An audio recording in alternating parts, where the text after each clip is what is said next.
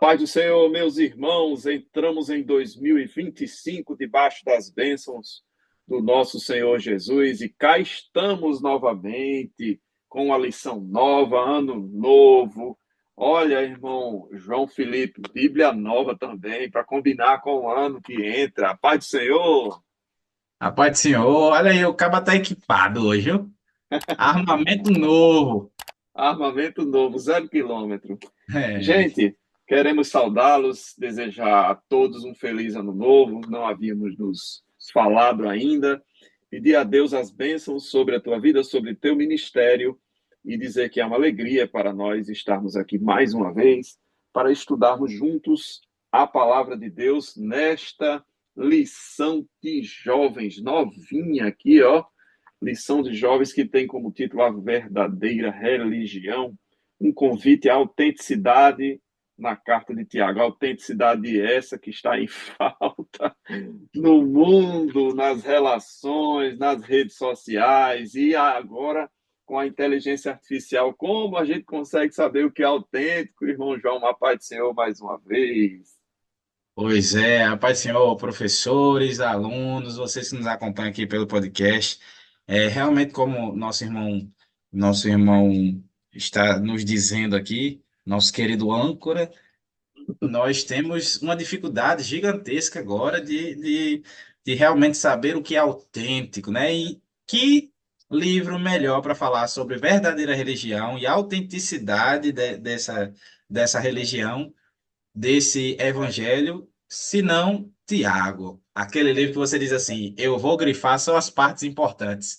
Aí a gente vai Todinho. e grifa o livro de cabo a rabo, porque você leva muita tapa na cara mesmo daquele livro de Tiago, viu? É verdade, a gente termina de ler com o rosto todo marcado. Queridos, este é o EBD em Síntese Podcast, uma realização aqui da IADER, Igreja Evangélica Assembleia de Deus do Rio Grande do Norte, nas pessoas do nosso pastor presidente Martim Alves da Silva, também do nosso pastor Reinaldo Odilo, nosso diretor, e que nos comissionou graciosamente para estarmos aqui nesta lição de jovens, esta lição de hoje, especificamente a lição de número 2. Acompanhe conosco, se inscreva, compartilhe, joinha, sininho para receber notificações. Fica ligado conosco que é bênção. Olha aí, está no automático. O meu parou de sair o joinha no automático. Não sei por quê. Vou regular esse negócio. Queridos, título da lição número 2 do dia 12 de janeiro. Autenticidade em meio às provas e tentações. Texto principal, eu quero destacar, Tiago, capítulo 1, versículos 2 e 3, diz: Meus irmãos, tende grande gozo quando caídes em várias tentações, sabendo que a prova da vossa fé produz a paciência. É importante que o livro de Tiago faz uma importante distinção do que é tentação e do que é provação. E aí eu quero citar para vocês, com muita alegria, o livro do mesmo autor da lição, que eu recomendo bastante, o nosso querido irmão Eduardo Leandro. Ele é doutor e mestre em teologia e tem um conteúdo muito bem feito, preparado. O livro de Tiago é um livro delicioso. Eu, antes de saber, querido João, que a lição falaria sobre Tiago, eu me apaixonei pelo livro de Tiago e nos últimos meses eu devo tê-lo lido umas 5, 6, 7 vezes, já perdi a conta, pela Também. forma gostosa e deliciosa com que ele foi escrito e a praticidade do livro, né? Colocar a fé de uma maneira prática. A gente precisa desse pragmatismo, né? Porque fé, quando a gente fala em fé, a gente fala em coisas subjetivas para alguns, e Tiago traz esse pragmatismo, essa firmeza na aplicação dos conceitos de fé no dia a dia, mostrando qual é a verdadeira religião, mostrando a atitude do crente diante das provações, diante das dificuldades. E neste livro, você tem alguns conteúdos estendidos em relação à lição. Então, por exemplo, você tem a apresentação, a introdução, você vai ver aqui ele discorrendo sobre a autoria do livro. Eu sei que a lição de número 1 já passou, mas se aprofunde na palavra de Deus, estude, vale muito a pena. Ele cita, por exemplo, tem 5 Tiagos na Bíblia, e dos mais conhecidos nós temos o Tiago apóstolo, temos que é o Tiago, filho de Alfeu e etc. E tem o Tiago, Tiago, filho de Zebedeu, Tiago, filho de Alfeu, Tiago, irmão de Jesus, irmão do Senhor, que a sua conversão se deu pós-ressurreição, né? Quando ele aparece aos discípulos, ele se torna um líder importante, influente em Jerusalém. Ele participa, inclusive, é um dos principais palestrantes, por assim dizer, do Concílio de Jerusalém. Então, ele se torna uma pessoa importante na igreja, né? No advento da igreja. E os outros dois Tiago, dos cinco que eu citei, não são tão proeminentes, mas aqui na carta ele faz uma defesa na primeira parte do livro, que essa carta é escrita por Tiago, irmão de Jesus, né? Convicto da fé após a ressurreição, porque até então ele não creditava muita coisa ao seu irmão, seu meio-irmão, né? Filho de Isso. mesma mãe. Muito bem. Então, no capítulo 1, 2, 3 até o 13, ele vai discorrendo na sequência da lição, isso facilita bastante o estudo, cara professor. E no capítulo 2, que tem o mesmo título da lição, vocês verem aqui, ó, mesmo título, tá certo? Você tem algumas citações interessantes e ele faz essa citação aqui que eu quero dizer para vocês, ó, que está aqui, e ele faz a distinção de provação e tentação em relação ao propósito. E eu vou fazer essa introdução e passo para o meu querido João falar do tópico 1. Mas ele diz o seguinte: provação é permitida por Deus como um teste da fé e do caráter, e o propósito da provação é aumentar a perseverança, a maturidade espiritual e fortalecer a fé. Olha a distinção agora. Tentação surge da cobiça e desejos internos do indivíduo, eu e você. E aí o inimigo corrobora com esses pensamentos impuros, com esses desejos, lascívia, né? Com o engodo, né? Que a vida nos traz. E o propósito da tentação é levar ao pecado e, eventualmente, à morte espiritual. Então, ele faz essa distinção, muito importante colocar isto, porque toda a nossa lição de número 2 gira em torno de distinguir, caro professor, o que é tentação e o que é provação. Uma vem do ser humano, corroborado pela influência de Satanás, que é a tentação, e outra provém de Deus, a provação, é no sentido de nos aprovar, nos preparar, nos fazer crescer. E a gente não pode ter em mente a confusão desses dois conceitos, e isso Tiago fala e discorre muitíssimo bem, tá certo? E aí, se vocês olharem o capítulo 1, nós temos aí versículos 2 e 3. O versículo 1 é saudação, e na saudação você já percebe que eles passavam por um processo de dificuldade, porque ele escreve as 12 tribos dispersas. Isso veio após a perseguição dos cristãos, é uma igreja perseguida já é igreja perseguida. E aí depois ele pulando para os versículos 12 em diante, ele fala da provação, fala da tentação, e a gente tem links aqui, eu achei interessante também, a leitura semanal, que está aqui, ó, nesta parte da lição, faz o link com alguns textos importantes que falam de tentação e provação, que está em Romanos capítulo 5, João capítulo 16, primeira carta de Paulo aos Coríntios capítulo 10, tudo isso que às vezes passa despercebido ó, na leitura semanal, eu considero importante que seja citado para melhor entendimento e distinção desses conceitos de tentação e provação. Pois bem, esse é justamente o primeiro tópico da lição. O que são as tentações, a procedência das tentações e o papel do inimigo. Ainda não estamos falando daquilo que provém de Deus. A primeira parte da lição fala daquilo que é do coração humano e da influência maligna, não é, meu querido João Felipe? Exatamente. E quando se faz essa questão é muito importante mesmo que o professor faça essa distinção entre provação e tentação, porque é o que vai nortear toda a aula. Tanto essa como todo o restante da lição que for falar sobre esses pontos, é bem importante estar bem estabelecidos. E aí, a lição ela vai até trazer alguns auxílios que se os demais, nossos demais companheiros estivessem aqui, já estavam brincando comigo, pedindo para eu citar, mas exatamente as palavras em hebraico e em grego, que Ah, meu significam, Deus, né, é maravilhoso de ouvir. de onde provém a palavra tentação. E aí nós temos aí que a lição traz que no hebraico o termo é nissi, e em grego é eikperazo, que ambos vão simbolizar, sim, provação ou teste. Porém, tanto as provações como as tentações vão servir para um teste, certo?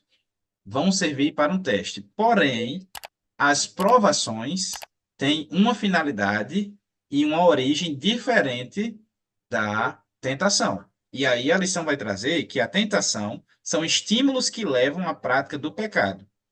E se a gente atentar para o que diz o versículo lá em Tiago, quando vai falar que, meus irmãos, que a pessoa que passa por muitas provações, que cai em várias tentações, ela é uma pessoa que tem grande gozo. Eu já recebi várias perguntas sobre isso, da pessoa dizer assim, como assim? A pessoa que cai em muitas tentações, ela é uma pessoa muito feliz? Como é que pode um negócio desse?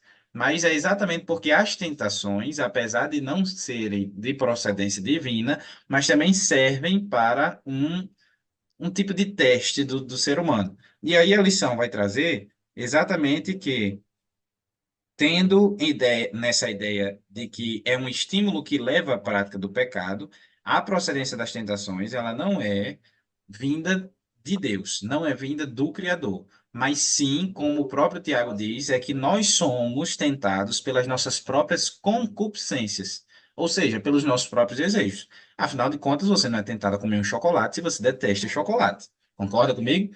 Então não tem como você ser tentado por algo que não lhe chama atenção, não lhe dá água na boca, não lhe cresce os olhos, não lhe dá aquele brilho. Então, não tem como a pessoa ser tentado por aquilo que não gosta.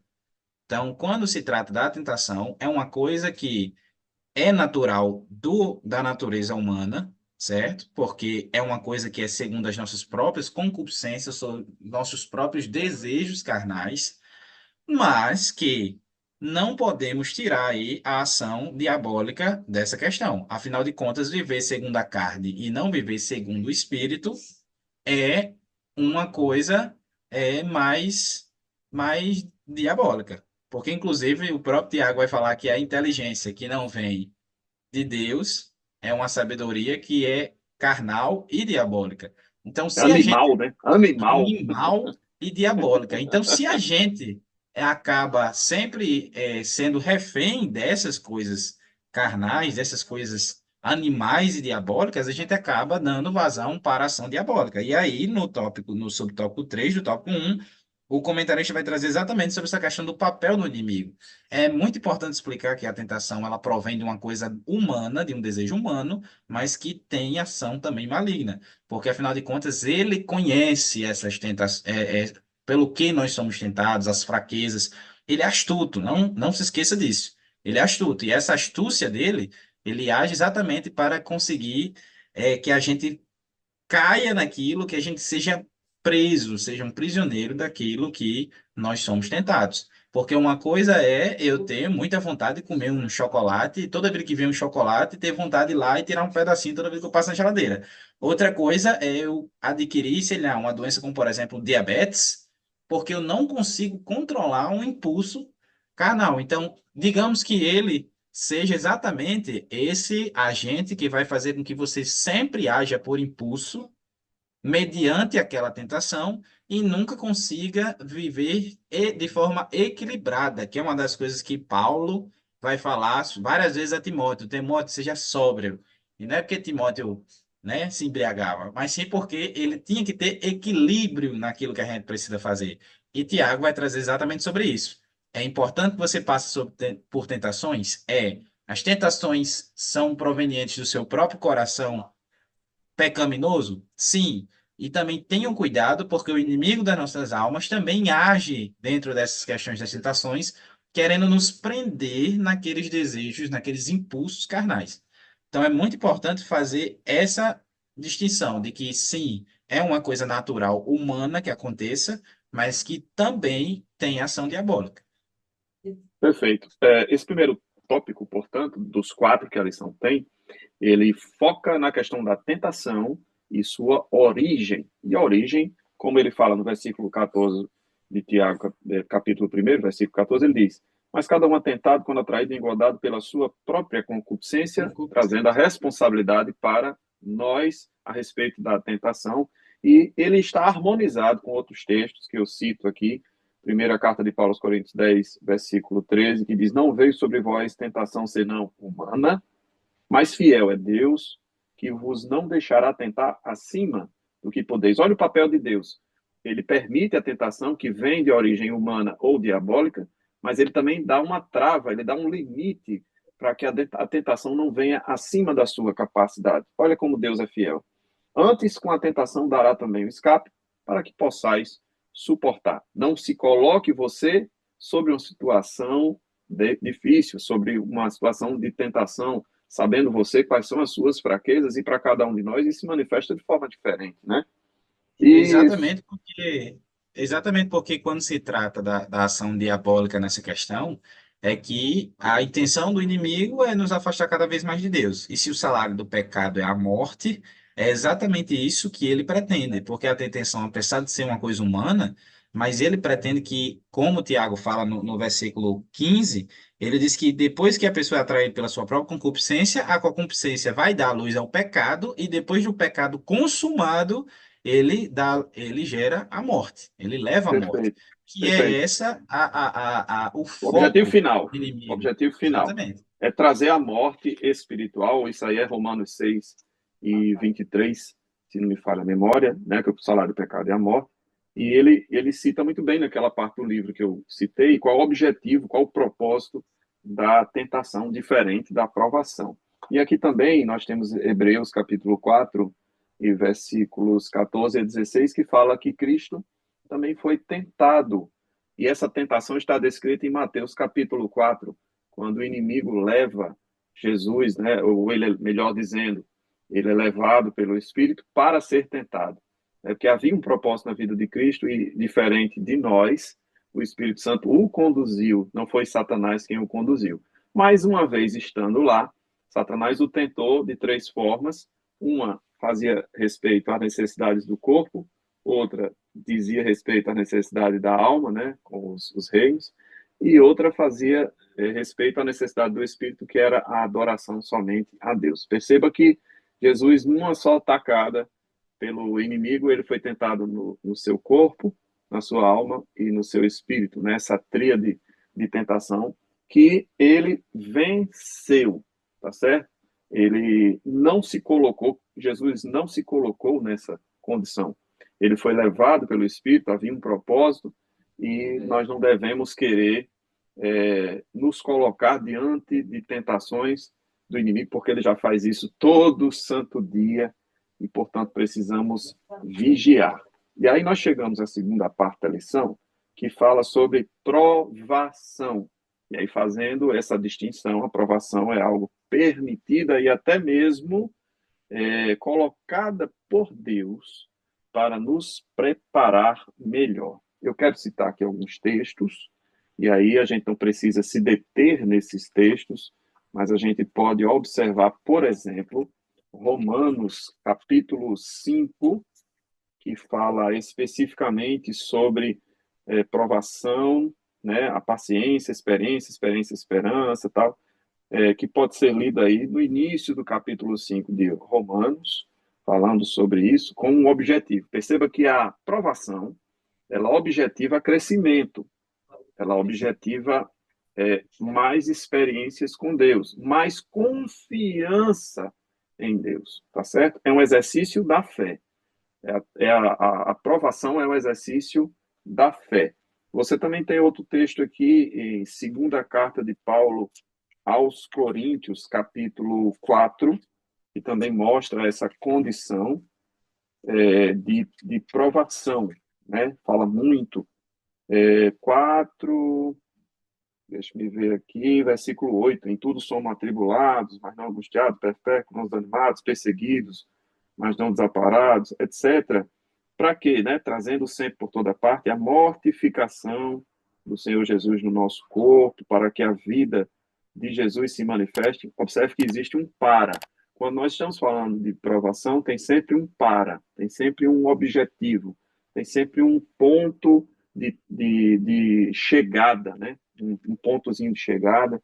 E há outros textos, tá certo? A lição cita também 1 Tessalonicenses 3 e 5, fala de primeira carta de João, capítulo 2, e cita alguns exemplos. E aí eu quero que também, no tópico 2 o professor João Felipe nos aprofunde sobre estes exemplos e essas questões ligadas à provação. Pois é, quando se trata de provação, é importante lembrar de que são situações que são extremamente necessárias. Afinal de contas, é uma prova. A gente só tem como demonstrar. O pessoal até brincava muito, sabe? Escutava antigamente, mas o pessoal dizendo assim, que se você passasse pela prova e fosse reprovado, não havia recuperação, não. Você ia pagar a disciplina toda de novo. E enquanto você não fosse aprovado pela prova de Deus, você continuaria passando pela mesma situação até aprender. E querendo ou não, funciona realmente desse jeito. Nós passamos por provações não para provar a Deus nada, porque Deus ele já sabe todas as coisas. Ele sabe se a gente vai ser aprovado ou não naquilo. Ele já sabe. Ah, então por que que ele nos prova? Porque isso serve de crescimento espiritual e pessoal. Por quê? É a mesma coisa do jejum e da oração. A gente precisaria orar se a gente prestasse atenção de que a Bíblia diz que antes que a gente tivesse pensando em alguma coisa, ele já sabe o que a gente vai falar, não já sabe o que a gente vai pensar? Então não teria necessidade de oração. Ele também sabe se a gente vai tomar uma escolha ou não. Então, qual seria a necessidade da gente orar, da gente jejuar? Nada disso é para ele. Tudo isso é para a gente, porque a gente precisa, o nosso espiritual precisa. Então, quando nosso espírito, nosso corpo, nossa alma é provada, isso serve para o nosso crescimento. E como o comentarista vai trazer aqui, é pela questão da fé, porque nossa fé é aumentada, porque quando eu sou provado e confio que Deus está comigo e começo a depositar minha confiança naquele que realmente pode resolver o problema e eu sou aprovado na aprovação, isso faz com que eu confie cada vez mais. E aí minha fé é aumentada.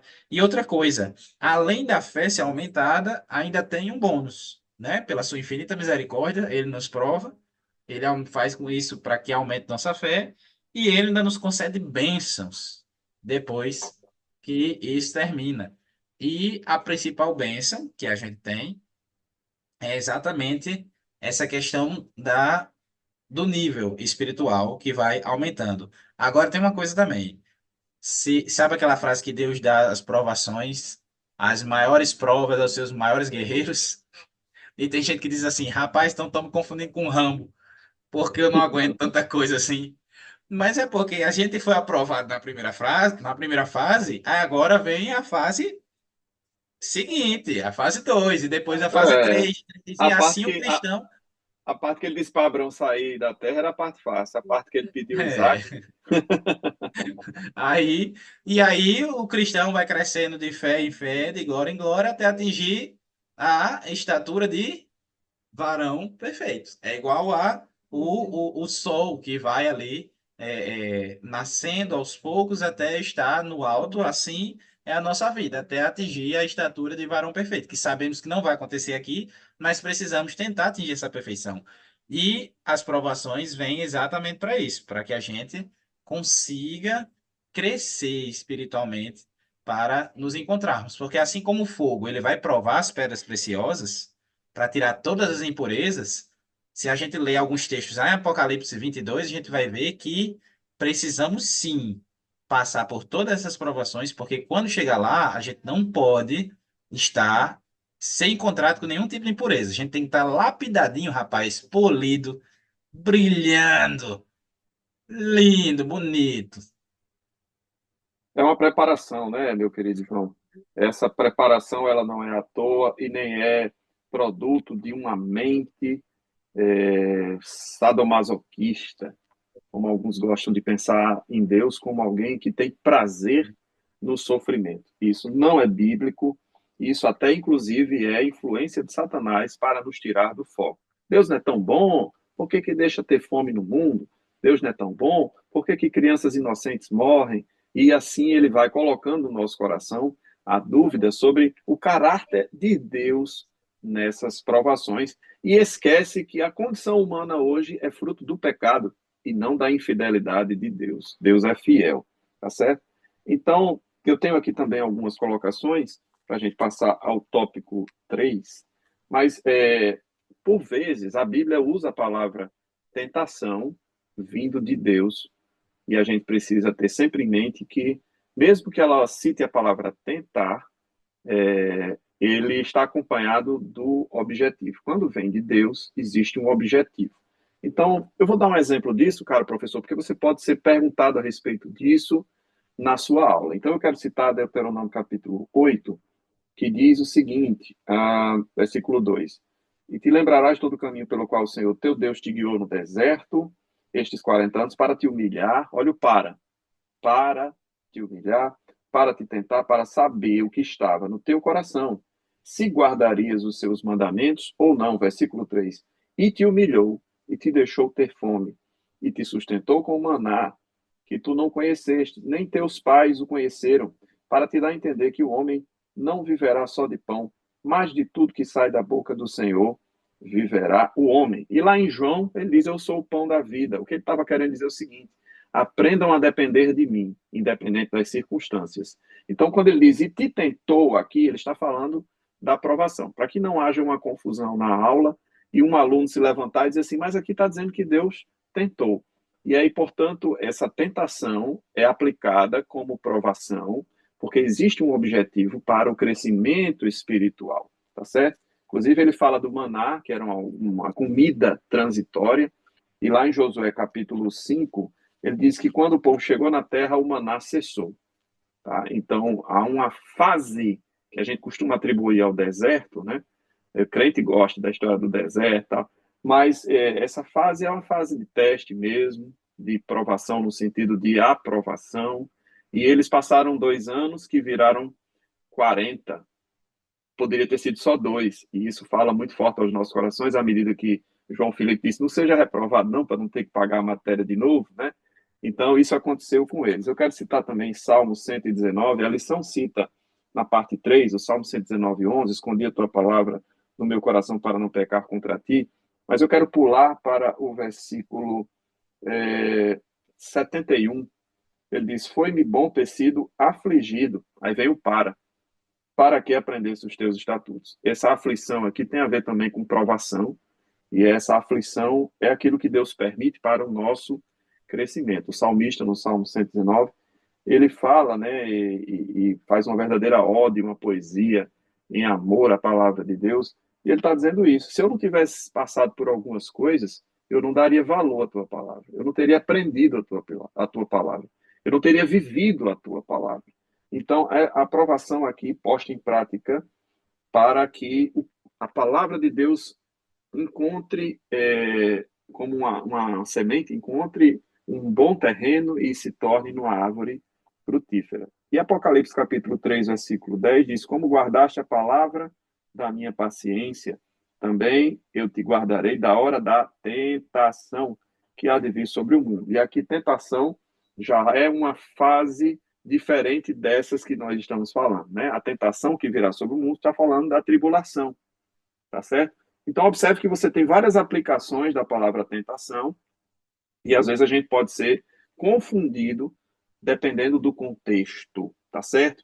Então, observe, caro professor, que ao ver a palavra tentação na palavra, é importante que o aluno leia todo o texto para não trazer algo fora de contexto, tá bom? Porque essa tentação aqui já está falando do período da tribulação, tá bom? É uma coisa que está um pouco até fora da nossa lição aqui. Mas o tópico 3 fala sobre a sabedoria, proteção e confiança. Nós temos que ter sabedoria que vem do alto, porque a sabedoria humana, como já foi citada aqui por João Filipe, ela é humana, animal e diabólica. Ela parece ser boa, Mas quando não vem de Deus, essa sabedoria humana, ela é nada mais, nada menos que diabólica, porque ela não vem da parte de Deus com a sua perfeita sabedoria, com a sua correta aplicação. Então, aqui nós devemos aprender com Tiago que essa sabedoria precisa ser proveniente do alto para que a gente possa saber como viver, não é, meu querido? Terceira parte da lição, estamos aqui. Sabedoria, proteção e confiança. João Felipe. Exatamente. Eu acredito que se você, cara professor, e se você é aluno que é um aluno nascido da escola dominical, lembra que no trimestre passado nós falamos muito sobre os textos de Provérbios, que falavam sempre como guardando o coração, guardando durante alguma coisa que estava passando. Então, a gente viu muito essa questão falando sobre a sabedoria, né? Exatamente fazendo aquela diferença enquanto a mulher insensata é aquela pessoa que chama para você roubar um pão. A sabedoria, ela faz aquele banquete bonito, aquela mesa posta, é um anfitriã que convida seus convidados. E aí, sempre nos trazendo para essa questão de que nós precisamos ter esse cuidado com aquilo que nós vemos e desejamos, como tá aí no capítulo, no tópico 4 no tópico 4 da nossa lição. Mas, voltando para essa parte do tópico 3 sobre a sabedoria divina e proteção em meio à violência, incertezas e a marca da pós-modernidade. Nós temos muitos e muitos mesmos momentos da nossa vida que somos bombardeados por diversas e mais diversas formas que alimentam essas nossas concupiscências, digamos assim. Afinal de contas, os nossos desejos, as nossas volições, tudo isso estão relacionados à nossa alma. E a nossa alma é alimentada pelos sentidos, é como a gente consegue interpretar o que está ao nosso redor. Tanto que, se os nossos olhos forem bons, todo o nosso corpo terá luz. Tanto que o que contamina o homem não é o que entra, mas é o que sai. E Tiago vai falar também sobre a língua. Tanto que também a questão de que a fé ela vem pelo ouvir. Então, tudo isso vai aumentando e alimentando a nossa alma. Os nossos sentidos, como a gente percebe o mundo, vão alimentar a nossa alma. Então, quando se fala sobre essa questão de buscar a sabedoria divina, é exatamente como vários textos que a gente já citou aqui e que a revista vai trazer, é em relação de esconder a palavra no nosso coração. Por quê? É um costume que eu tenho sempre de para onde eu vou ir com minha Bíblia. E na grande maioria das vezes com a Bíblia na mão. A pessoa diz assim, ah, serve como um amuleto, mas não é como um amuleto. É porque eu já li algumas vezes a Bíblia, mas eu sei que nem sempre eu tenho todos os textos é, na cachola, porque falha. Apesar de ser novo, a idade já vai chegando aí os 25, no meu auge dos meus 25 anos, eu não lembro de tantas coisas assim como deveria. E aí, mas às vezes eu não lembro a referência, mas lembro, sabe de quê? Exatamente em qual página, de qual lado da página, de qual coluna da página, em que altura está aquele versículo. Mas às vezes eu não lembro exatamente o capítulo e o versículo, seria até mais fácil, né? Mas é porque eu sou muito mais visual. Então, eu guardo a palavra comigo e também levo ela para onde estiver. Porque sempre que eu estou no momento que eu preciso, eu vou lá, ó, ó, tá aqui. Isso aqui diz assim, isso aqui é isso aqui. Então, guardar a palavra no coração, procurar pôr em prática tudo aquilo que a gente já tratou até aqui na nossa lição de jovens sobre provérbios, sobre o modo mais inteligente de agir, que não é só ter a palavra, mas agir conforme, porque a sabedoria de provérbios é uma sabedoria completamente prática e casa muito com o livro de Tiago em relação a isso, demonstrando que tudo que a gente passa e tudo que a gente é, é, é tentado, em tudo que a gente às vezes bombardeado por fora, tudo isso se resume na questão de como nós vamos nos posicionar em relação a isso. E aí, se a gente prega e se a gente vive uma sabedoria, na hora que aquilo dali vier de encontro a gente age com sabedoria. E aí, no lugar de ser reprovado e ficar preso numa tentação, agora a gente é passa por aquilo dali e ganhamos uma estrelinha a mais um coraçãozinho lá da vida no nosso jogo. Jogo da vida. Tinha esse É, jogo da vida, João? Tem. Já Eu brinquei acho que eu muito. ainda tenho. Eu gostava quando eu saía como médico, ganhava 50 mil, lembra? Queridos, essa terceira parte da lição, ela é um convite a gozarmos da proteção divina. O foco da sabedoria aqui, no caso, é fazer aquilo que vem do alto para ter a proteção divina. Mas, se quisermos nos aprofundar neste tema, não se preocupe. A lição de número 6 vai trazer a autenticidade de uma linguagem sadia, ou seja, a forma de mostrar o que está no seu coração através do que sai de você, e muito cuidado com isso, né? Porque bem falou aqui o professor João Felipe, que contamina é o que sai. Então, a lição de número 6 vai abordar a sabedoria na linguagem, a autenticidade na linguagem, e a lição de número 7 fala especificamente autenticidade e sabedoria. Então, não se preocupe, caro professor, em aprofundar demais o tópico 3, porque tem a lição 6 e tem a lição 7 que se prestará muito bem a este papel. Mas o versículo 5 de Tiago, ele diz o seguinte: e se algum de vós tem falta de sabedoria, peça a Deus. O que eu entendo, através da palavra trazida por Tiago, é que a sabedoria aqui não é aquela que se obtém nos bancos de faculdade, de escola, de colégio, mas ela é aprendida vivendo-se a palavra e ela vem de Deus. Não é a sabedoria dos livros, não é a sabedoria da escola, não é o conhecimento formal. Nós estamos falando aqui de um conhecimento que vem do alto. E Provérbios capítulo 1, versículo 7, e também no capítulo 10, se não me engano, versículo 9, diz que o princípio da sabedoria é o temor a Deus, tá certo? Então nós estamos falando de um conhecimento que não vem da terra, é um conhecimento que vem do alto. Ela depende da ação do Espírito Santo de Deus, tá bom? Então, a quarta e última parte da lição tem aqui o cuidado com o que vemos e desejamos, né? E aquilo que se torna ação da nosso dia a dia, né?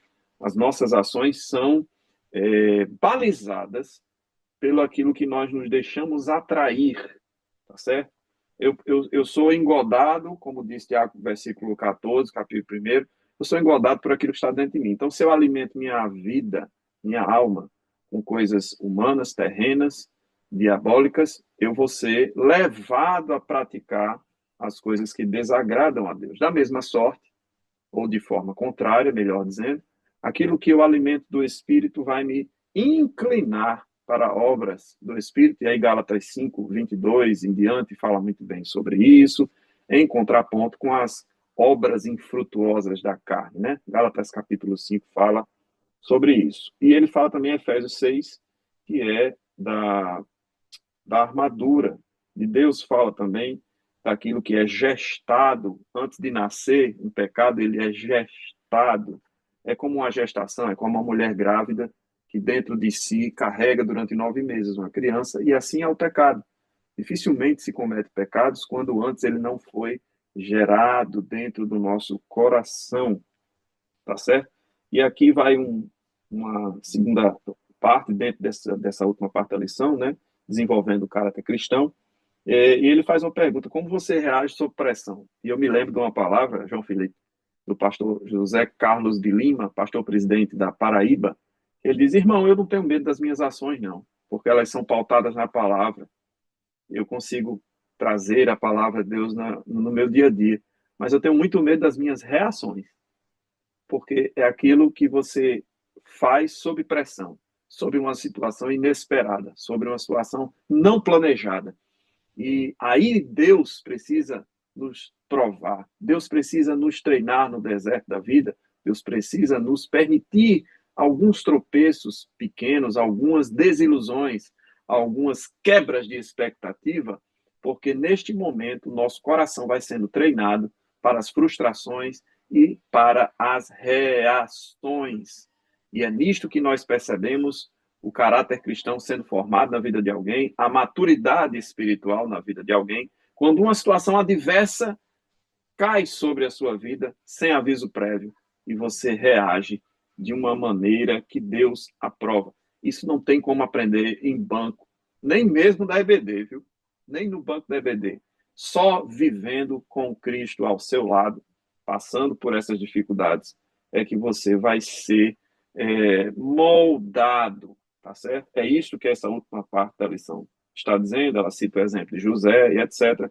Mas eu quero, desta forma, encerrar a minha participação, meu comentário, dizendo, cara, professor, não se afobe, não se preocupe, todo o trimestre está aí para esmiuçarmos estas riquezas colocadas no livro de Tiago, inclusive essa questão da língua, da sabedoria, das ações, da prática da fé, e vale até um spoiler aqui, viu, Filipão?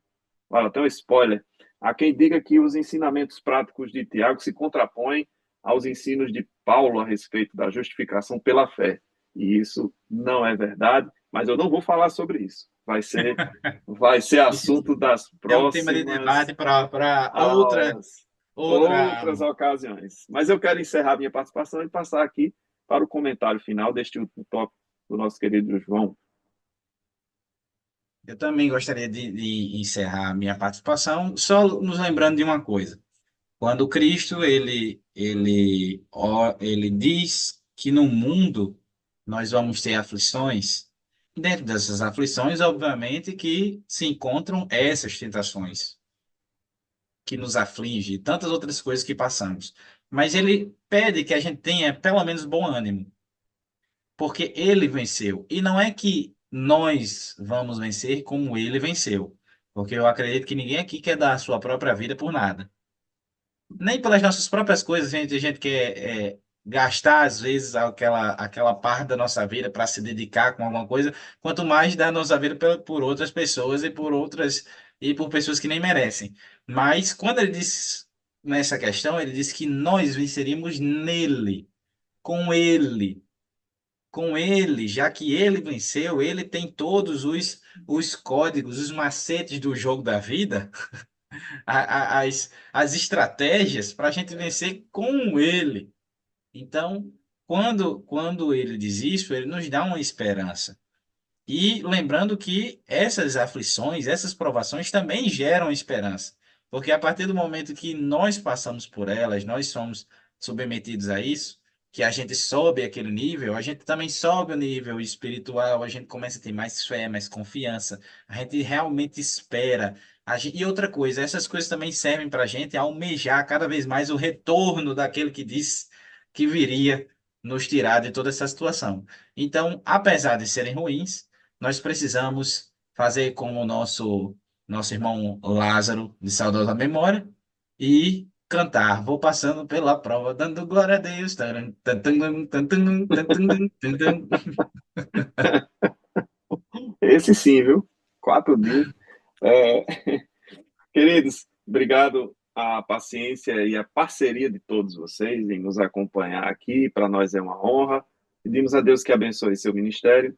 E não se esqueça, aqui está na conclusão da lição, esta provação que pode estar na sua vida, ela não deixa de ser uma oportunidade. Isso foi colocado muito bem pelo comentarista na sua conclusão. Provações de Deus são oportunidades. Que ele tenha esta vez, esta ocasião no seu coração e que você seja aprovado e que o teu ministério cresça e dê mais fruto, porque árvore que não leva poda para de frutificar. Mas quando você for podado por Deus, se alegre, fique satisfeito, porque é uma oportunidade que Deus está te dando para fazer o teu ministério prosperar. E assim nós nos despedimos e agradecemos a Deus pela oportunidade e aos nossos pastores pela deferência em nos aceitar neste trabalho. Que Deus abençoe o teu ministério, abençoe a tua vida e abençoe a tua aula desta semana. Fiquem com Deus, a paz do Senhor e muito obrigado mais uma vez. A paz do Senhor.